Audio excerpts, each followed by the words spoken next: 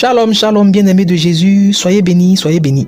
Alors, dans Matthieu, le chapitre 13, Jésus explique la parabole dite du sémeur en mentionnant 4 types de sol. Au verset 21 à 22, il parle de la semence dans les endroits pierreux. Il dit, « Celui qui a reçu la semence dans les endroits pierreux, c'est celui qui entend la parole et la reçoit aussitôt avec joie. Mais il n'a pas de racine en lui-même, il manque de persistance. Et dès que survient une tribulation ou une persécution à cause de la parole, il y trouve une occasion de chute. » Rappelons la définition de la parole sémée dans cette parabole. Verset 19, il y est écrit « la parole du royaume ». Et dans une méditation précédente, il a été révélé plus en détail que c'est la parole qui donne le pouvoir de. Maintenant, quel est le problème de celui qui reçoit la parole qui donne le pouvoir de dans les endroits pierreux?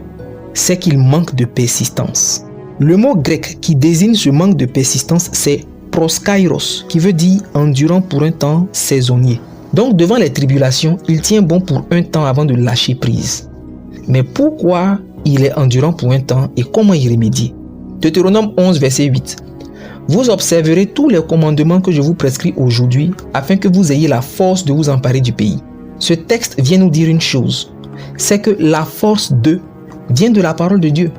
Donc la semence qui tombe dans les endroits pierreux est la parole de Dieu qui donne le pouvoir de, mais aussi qui donne la force de. Et ceci nous permet de comprendre pourquoi ici il y a manque d'endurance. C'est le manque de vie de méditation régulière. Tant que quelqu'un médite la parole de Dieu, il ne faiblit pas, mais au contraire, il progresse. À cet effet, 1 Pierre 2,12 nous dit de désirer comme des enfants nouveau-nés le lait spirituel et pur de la parole de Dieu afin que par elle, nous grandissions. La parole est comparée à la nourriture, et à juste titre d'ailleurs, parce qu'elle est la nourriture de l'esprit en nous, dont la force nous rend capable de tenir ferme. Tu ne vas jamais au bout de ce que tu commences. Tu abandonnes toujours alors que tu étais motivé au départ parce que tu n'as pas de vie de méditation régulière de la parole de Dieu.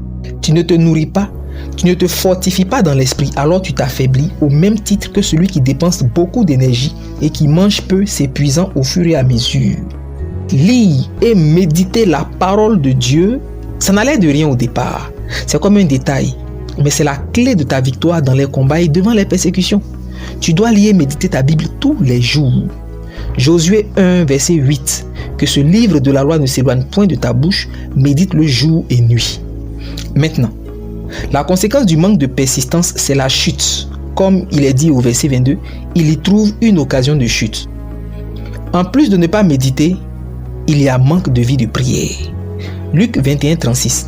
Veillez et priez en tout temps, afin que vous ayez la force d'échapper à toutes ces choses qui arrivent.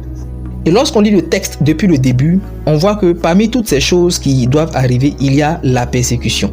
Alors sans la prière aussi, tu n'as pas la force de triompher de la persécution qui vient.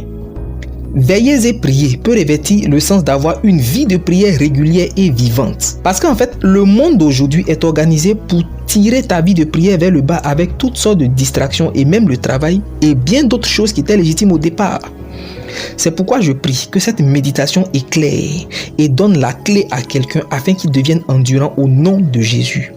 Reçois la force de méditer, de prier au nom de Jésus. Tu t'affermis au nom de Jésus et la parole de Dieu produit en toi le fruit de la transformation et de la victoire sur les épreuves au nom de Jésus. Amen.